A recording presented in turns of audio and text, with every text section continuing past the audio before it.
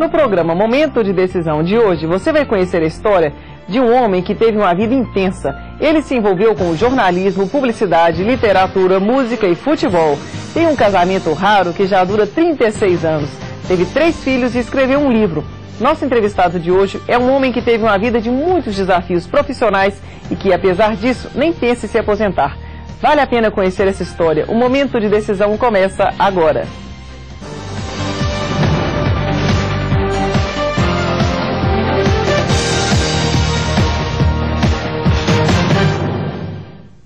Quando era adolescente, ele pensava em ser engenheiro.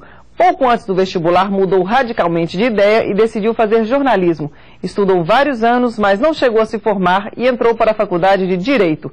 Também não ganhou o diploma. Entre uma tentativa e outra, ele construiu uma carreira sólida no jornalismo e depois na publicidade. Está conosco Mário Ribeiro, sócio fundador da agência de propaganda Hoje Comunicação. Mário, é um prazer tê-lo aqui no Momento de Decisão. Eu é que tenho um prazer muito grande, Liliane, de estar no seu programa, que é tão importante para as pessoas essa questão da decisão. E isso foi um problema que eu vivi ao longo da minha vida inteira. É verdade. Conta um pouquinho pra gente da sua história, desde a sua infância. Você nasceu em São Vicente, aqui na região metropolitana de Belo Horizonte. São Vicente é um distrito de Baldim, né? E lá tinha uma fábrica de tecidos que foi desativada nos anos 80.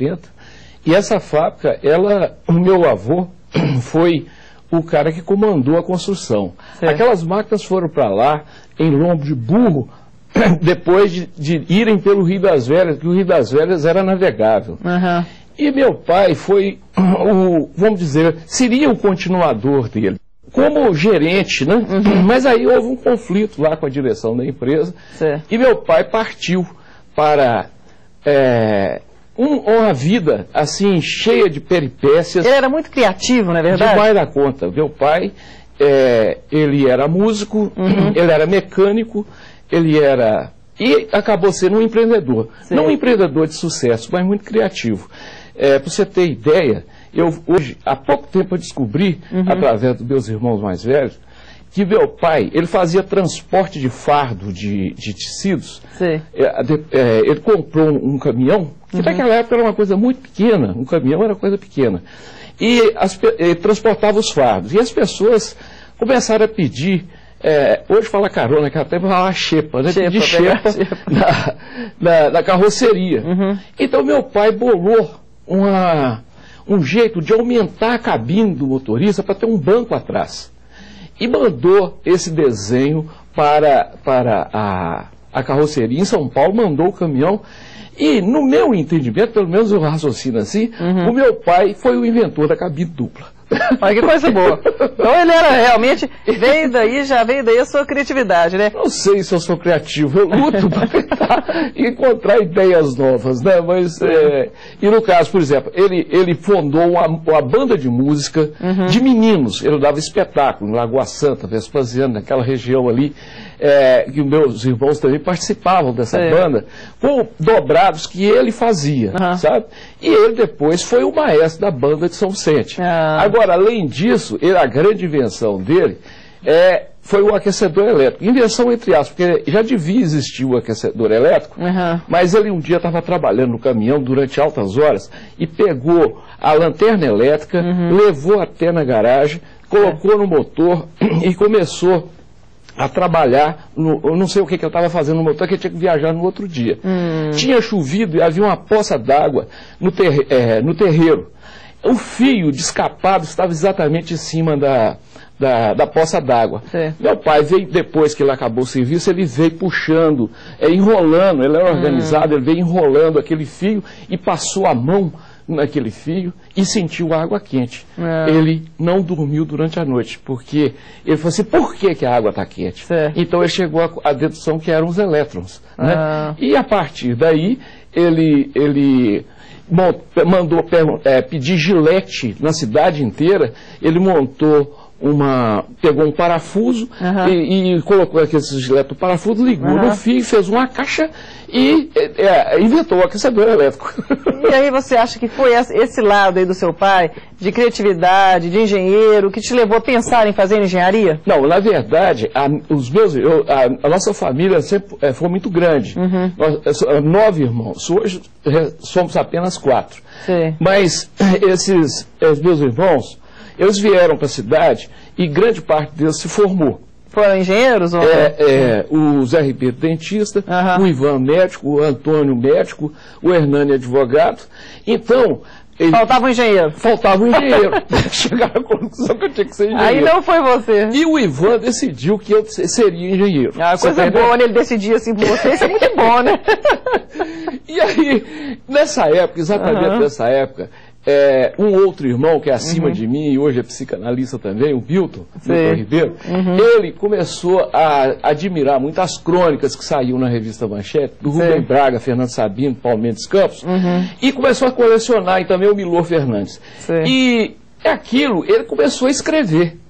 Inclusive, ele fez um diário, ele escrevia um diário, que eu era mais novo que ele, eu ficava vendo aquelas coisas, aí eu tentava lá, aí chegava lá, dava uma lidinha no que eu estava escrevendo, então um dia ele falou assim, tem alguém, aí falou um palavrão, que está lendo meu diário. E a partir daí, nós começamos a fazer uma correspondência de personagens, sabe? E de um lado e do outro, a gente contava coisas, inventava coisas. E aí, eu comecei a escrever. Aí, quando você começou a escrever, que você então deixou de lado a ideia de engenheiro e foi para o jornalismo? Aí, eu fiquei... E a minha turma, que a gente fala que não é roda literária, é rodela literária, a gente conta toda terça-feira para comentar as coisas. E essa turma, a gente se reunia e discutia literatura o tempo todo debaixo de um poste lá no bairro Renascença. E aí, essa literatura tomou conta de mim. Aí você falou, vou fazer jornalismo. Aí, no dia disso, eu entrei para o curso Mário de Oliveira, que antecedeu ao Pitágoras, né? E fiz 2 anos de curso Mário de Oliveira, mas na hora de eu fazer a inscrição, eu li que estava aberto o curso de jornalismo. Eu, ao invés de descer na Rua da Bahia, ali na Praça da Estação, eu subi e matriculei na Carambola. E aí tá aí o resultado, aí, né? A sua carreira aí de jornalista, né? A carreira de jornalista foi... Você começou como foca? Comecei como foca no Diário de Mas aí você não gostou, você achou ruim? Não, eu lutei muito, né? Fui depois efetivado, e aí eu já tinha abandonado o curso, porque eu achava que na escola, lá no jornal, eu aprendia muito. Embora na escola eu tive excelentes professores, principalmente de português, que eu gostaria de destacar a professora Ângela Vaz Leão e o professor Ítalo Mudado, que esse tinha particularmente muito carinho no sentido de examinar meus textos. Eu escrevia uma coisa assim meio louca, eu era meio hippie, não havia essa expressão ainda, mas eu era muito doidão. Na época você não usava assim gravata? Então, esse professor, ele me ajudou demais da conta.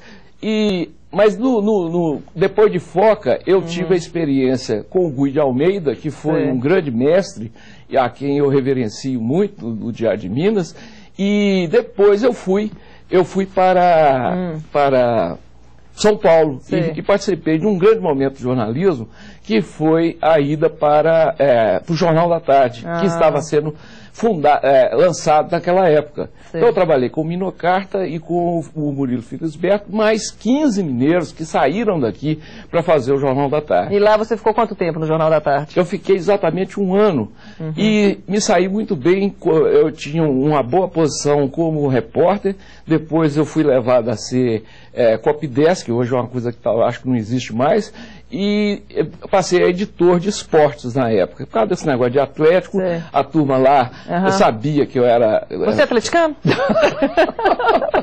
Você gosta um pouquinho do Atlético? Só um pouquinho. Mas o Atlético, inclusive, foi um dos motivos para que eu voltasse. Porque são alguns motivos, sabe, Leandro? O outro foi o frango com o quiabo da sua mãe. O frango com o quiabo da minha mãe.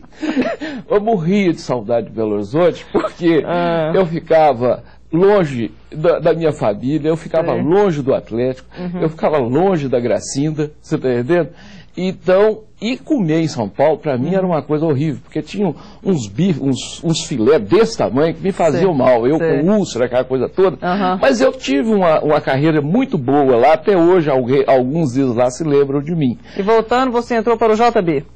Voltando, eu entrei para o JB como secretário de redação aqui, né? Fiquei um ano no JB e depois eu fui enfrentar o desafio da Última Hora, que estava fechando, perseguida pela Revolução, aquela coisa toda, e junto com o Demóstenes Romano e o Tião Martins, dois grandes companheiros. E como é que você fez com a perseguição da ditadura? A perseguição da ditadura, eu não cheguei a ser preso, eu era muito visado pelos órgãos de repressão, porque eu estava sempre na frente das passeatas, porque eu era repórter na época, eu ficava na frente e eles perguntavam assim, que cara é esse? Esse senhor é líder de alguma coisa. É lógico que a gente tinha uma participação, mas eu nunca tive vinculação política, mas eu sempre tive uma postura crítica em relação à violência, e em relação à repressão violenta, os anos de chumbo, né? E aí depois da Última Hora, então, você começou... Aí depois da Última Hora, na Última Hora,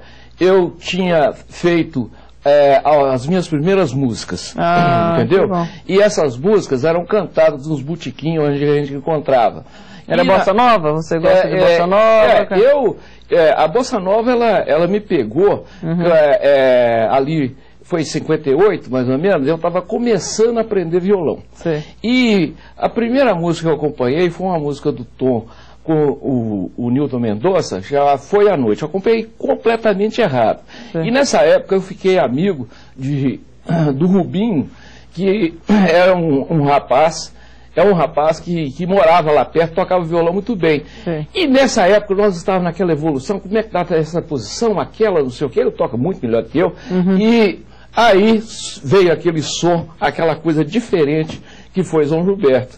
Então eu fiquei obcecado por aquilo, como é que tocava o Chega de Saudade, o Desafinado, uma dificuldade muito grande, porque as posições da bossa nova, elas são completamente diferentes daquilo que se tocava naquela época. A música, ela sempre pertenceu à minha vida, porque os meus irmãos, eles trouxeram do tempo deles toda a história da música para mim. Eu fui um privilegiado, porque eu sei tudo de Pixinguinha, eu sei tudo de Noel Rosa, eu sei tudo de Ari Barroso, sei tudo de Dorival Caymmi, eu sei tudo dos grandes sambistas cariocas, então eu sei a história da música toda, eu tenho, né? Orlando Silva e o disco, tem que gravar um disco, você não vai gravar um disco, né? Bom, mas aí deixa eu te contar. Então a questão, eu comecei nessa época da Última Hora, eu comecei a fazer música. Eu fiz 2 músicas e eu tocava essas músicas muito mal até. E o Romano, que saiu da Última Hora comigo e foi com o Jorge Norma fazer know-how propaganda, chegou à conclusão que se eu escrevia e se eu fazia música, eu deveria entrar para a publicidade. E me chamou e me convidou.